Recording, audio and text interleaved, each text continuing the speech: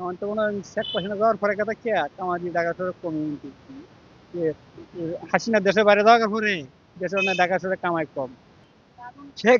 আমরা শেখ হাসিনা ছিল, উন্নয়ন আসলো, উনি কাম কাজ চলতো, সবার কাছে পয়সা ছিল।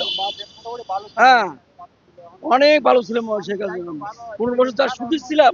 এই এখন যে চুরি টাকা দিয়ে রাজধানী ছিনতাইকারী যা শুরু হয়েছে এই আমলে। সব রিস্কওয়ালারই কি সব ব্যবসায়ীদেরও কামাই কম, ইনকাম নেই। কারণ তো মনে হয় সব জায়গায় বাইরে গেছে, গাড়ি বাইরে গেছে গা, ঠিকমতো চাকরি করতে পারতে না মানছে, যাওয়ার পরে থাকে এরকম হয়েছে। মনে হয় ঢাকা শহরে আগে রিক্সা আমরা দিল্লি 1400 ভাড়া মারি গেছি আসর তোর এখন সকাল থেকে সারাদিন গেছে হলো 18,000 টাকা ভাড়া মারণ যায় না। কম টাকা তো মনে হয় বাঁচছে অনেক। শেখ হাসিনা থাকতে যে পাইছিলাম আর অর্ধেক পাই না। আর 4 দিন হলো আমি বাসায় 1 টাকাও নিতে পারি না। শেখ হাসিনা ছিল, উন্নয়ন আসলো, উনি কাম কাজ চলতো, সবার কাছে পয়সা ছিল। অনেক ভালো ছিল শেখ হাসিনা। 15 বছর যা সুখী ছিলাম। এই এখন যে চুরি টাকা দিয়ে রাজধানী ছিনতাইকারী যা শুরু হয়েছে এই আমলে।